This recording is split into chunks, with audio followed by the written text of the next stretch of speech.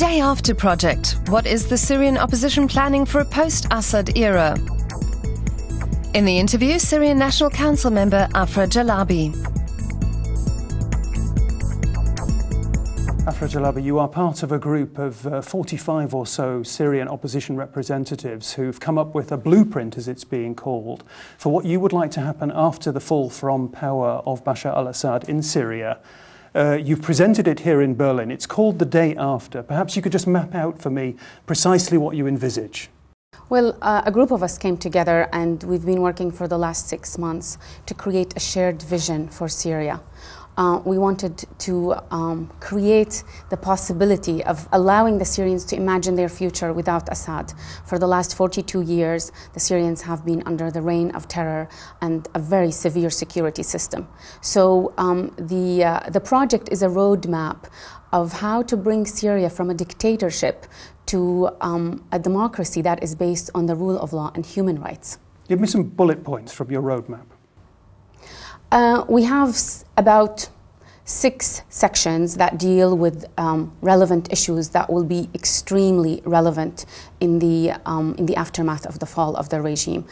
Things like transitional justice, security reform, constitutional design, rule of law, and these kind of issues that will be relevant. So a lot of constructive input for the power vacuum that there will be after the fall from power of the present regime. Yeah. How is that fall from power going to be brought about? That is the thing that we in the group did not deal with. What we dealt with is that we wanted to create a shared vision that we felt perhaps would allow the Syrians to actually be empowered to bring down the regime once they know that there would not be a power vacuum. But you want Bashar al-Assad removed from power? I think at this point, personally? Yes, at this point, yes. And how will that be achieved? 5 years ago, I was participating in a process where we didn't want to bring the regime down. We wanted a gradual transition to democracy because revolutions are costly and sometimes they go in ways that you don't expect. But the regime did not allow that. It did not save itself. And even at the beginning, many of us hoped that there would be a turnaround. And with the bloody crackdown on the Syrian people, the regime has put itself in a very criminal position. It is really in the hands of the Syrians. I think it is through their sacrifice and their determination and the incredible willingness to give so much blood and lives that is really bringing about the change, not because actually of that much international support or, the response from the regime itself. But it's very interesting what you're saying, because I think you need to explain a little bit about your personal background, your family background. You come from a family that has been, for decades now, associated with non-violent resistance, and suddenly you're beginning to sort of, there's been a change in the way you see things. Well, no, not really.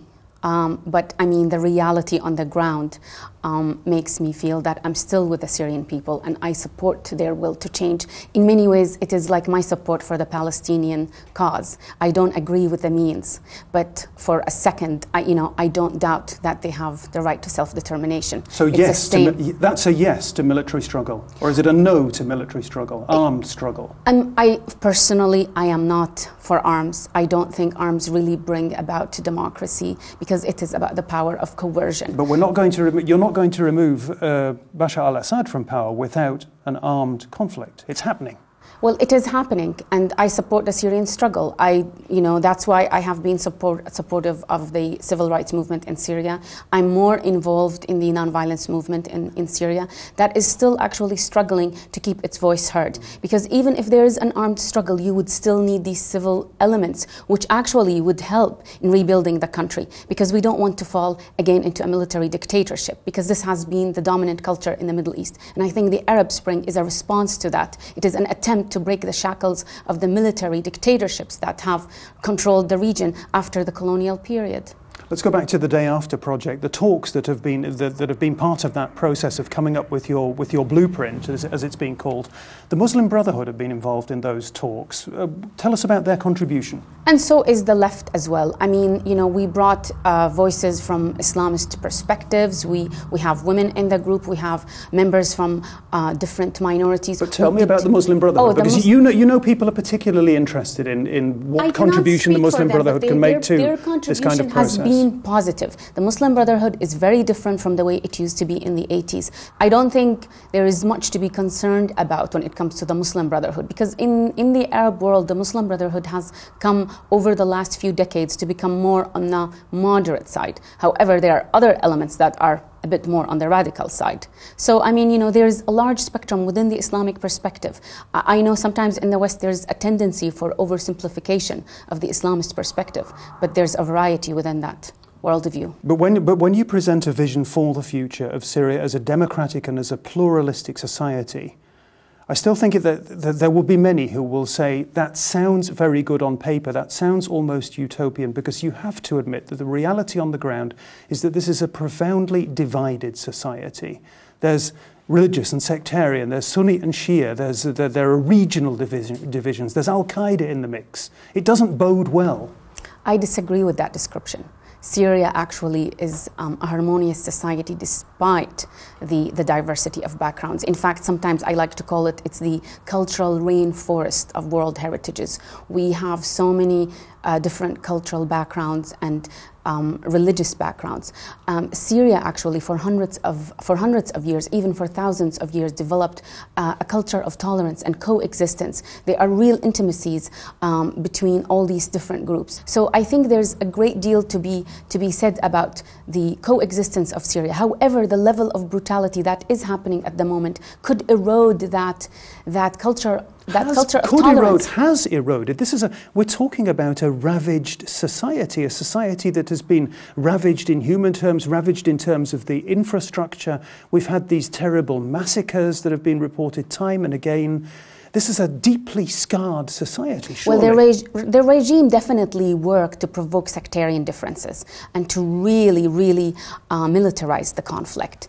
And yet, on the other hand, you see an incredible level of self-restraint by the Syrians. I mean, there has been so many massacres on sectarian basis, and yet the majority of Syrians have not responded or retaliated.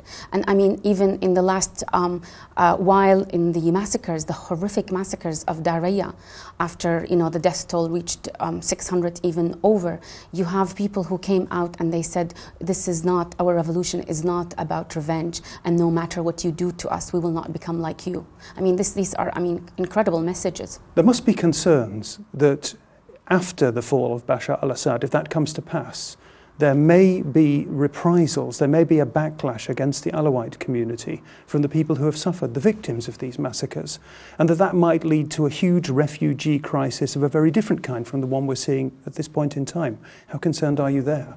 Well, there's always the risk, but we have to always remember that there are members in the Alawite community who have been part of the opposition for the last 40 years and who have been also severely punished themselves. And we also have to remember that there are members of other minorities in the Syrian opposition. We also have to be aware that there are Sunnis or from the majority who have been aligned with the regime and who have had vested interest in the maintenance of this regime because of their association with, and given their privileges. So it's not as simple as having a revolution along sectarian lines. And we have to remember that this revolution is actually a revolution for human rights, for dignity, and it is a popular revolution that has been cracked down brutally by a horrific regime that actually believes in the power of violence and terror. You've mentioned women already. You are a woman. Tell me about the role of women in this whole conflict in Syria. You see, the regime has always presented itself as a secular force, reforming, progressive, and a champion for women's rights. It has not been the case. In fact, when you have a military dictatorship, regardless of the discourse, it becomes a macho military culture. And this is exactly what happened. One of the youngest prisoners of conscience in the world is Tal al-Malouhi, who is a female blogger who was detained when she was about 16 or 17, and she's still in prison. And they were even female novelists from the Alawite community, doctors from other backgrounds who have been imprisoned. In fact, I got involved in the Damascus Declaration because of the imprisonment of women. And so, on the other hand, you see this incredible level of participation by women in the Syrian revolution and their active role. And of course, their presence was more prominent when it was more nonviolent and it was focused on civic disobedience and these sort of actions. And as it militarizes, naturally, as I said, when you have arms, women tend to be marginalized. But I mean, Syrian women are coming back after they have been marginalized. I mean, humanity has been marginalized in Syria. It's the value of humanity was made obsolete in Syria. The regime created a culture where there was this blatant disregard for human life and for the value of the Syrian individual. There was this erosion of basic human rights in Syria that we tend to take for granted in many other contexts in the world. And when we talk about bringing peace and reconciliation to Syria in the medium term, we've got to mention the broader context, which we haven't done so far, the geostrategic context, if you so will, the neighbourhood that Syria finds itself in.